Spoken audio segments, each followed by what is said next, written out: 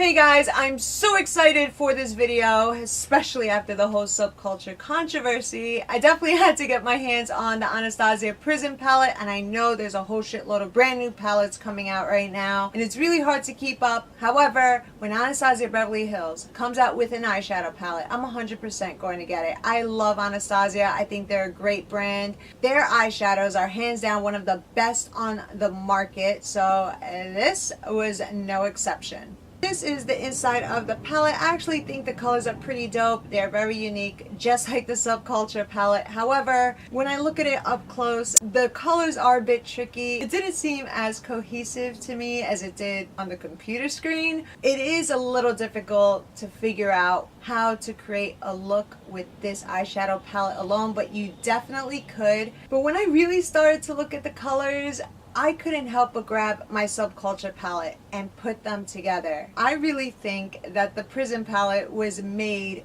for the Subculture palette because they go together perfectly. Also, when you do look at both of the palettes up close, you begin to see a lot of similar shadows. Like whatever's in the Subculture palette is also in the Prism palette. So even though both of these palettes are closely related, they do have their differences. Today is the first time I did try out the Prism palette, and it turned out beautifully, but I did not use this palette alone. I combined it with one of the shadows in the Subculture palette along with a NYX eyeshadow. So before moving on to the video, I do have a giveaway that's going on right now. I'm giving away a Huda Beauty Desert Dust palette and maybe some more. I am going to do a whole separate video on that, so check out the last video I did. Give that video a big thumbs up. Don't forget to subscribe to my channel, and if you enjoy this video, give this video a big thumbs up as well. And of course, follow my ass on Instagram. I'm gonna link all my social media sites down in the description box. So enough chatting, let's do this. So first, I'm just gonna apply some translucent powder underneath my eyes just to help catch any fallout in case there is any. And the first eyeshadow I'm going in with in the Prism palette is Saturn, which is a really pretty orangey pink color. I'm using this for my transition shade, and I just dabbed my brush one time. So this is a very pigmented shadow, which I love, and it was very easy to blend out. Next shadow I decided to go in with is Lure, which is a beautiful cool tone mauve pink color. I blended this in with my transition shade, just not as high up, and I did focus this more on the inner depths of my crease. I just wanted to build that gradient with Saturn. And I'm so happy that both of the shadows I just applied are very much true to color, just as you see it in the pan, because I hate it when I see an eyeshadow of a particular color and it's not that whatsoever. It drives me crazy.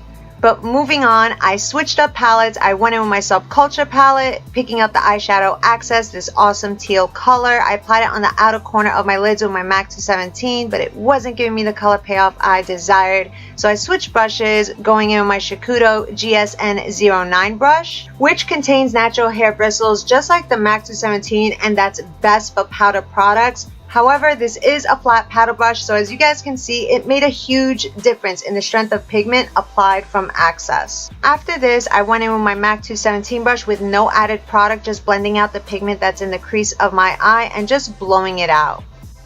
Next, with a detail brush, I'm going to take my Becca Backlight Priming Filter, apply this on my lids for a nice sticky base, and then I'm going to let it settle in till it gets tacky. This is great to use if you want to apply any kind of shimmer or metallic shadows. And the metallic shadow I chose in the Prism palette is Throne. It's a really cool looking green color, and with my finger I'm just going to apply this on my lid where I had applied the base.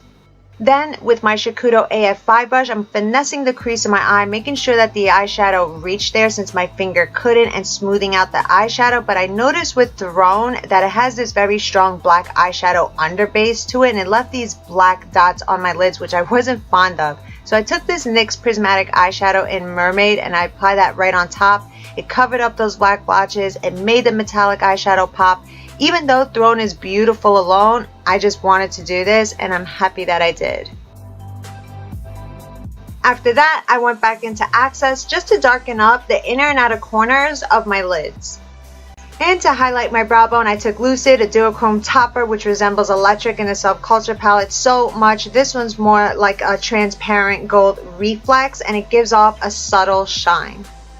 And to conceal any gaps, I took my MAC Feline Black eyeliner and applied that to the tight line. And oh my goodness, I have a duck face going on. I don't know why I make the weirdest faces, especially when I'm smudging eyeshadow on my lower lash line. It is funny though. I know you guys do it too. I know I can't be the only one. I would love to know any of your funny faces. Definitely place them down in the comment box. Moving on, I'm sure a lot of you know I love a dramatic lower lash line, so I did apply Saturn first and then Access right after. Then I just went back in with my black eyeliner and applied that to the waterline. And I was so excited to try out this new felt tip liquid eyeliner I got from LA Girl, and I really wanted to like it, but it was so weak. It was just terrible, you guys. So I dropped it and I picked up my trusty NYC liquid eyeliner to finish off the job. Then just swiping away any of the fallout, which wasn't much at all, and that's pretty cool. But you guys, don't you see this gold metallic eyeshadow? This is Pyramid within the Prism palette. And look how pigmented it is. This is hands down my favorite eyeshadow in the palette. This is 24 karat gold yummies. And at the last minute, I decided to go back into Throne. I threw that on my lower lash line, and I'm very happy that I did because it just gave it that extra pop of shine. Well, that is it, you guys. This is the final look. I really hope you did enjoy this video. My final thoughts on the Prism palette from the swatches and the shadows I did use right off the bat. I can tell you that some of these shadows are very pigmented, whereas others aren't. You gotta continue dipping back into those shadows to get something, but to me, that's not a big deal. I actually see a lot of people having more trouble with the very pigmented shadows, and then you gotta continue to blend out whatever amount of pigment that just happened to land on your eyeball. I think this would work for a lot of people, especially if you already own the Subculture palette. I feel like you have to own the Prism palette. They go so well together. I'm telling you, the Prism palette was made for the Subculture palette. Also, if there are any looks you guys want to see or any questions you have relating to the Prism palette or the Subculture palette for that matter, definitely let me know down in the comment box. And of course, give this video a big thumbs up. Don't forget to subscribe to my channel if you haven't already. Hit that notification bell. Keep posted on the giveaway. I will be doing a whole separate video as I mentioned earlier. And I can't wait to see you all next time.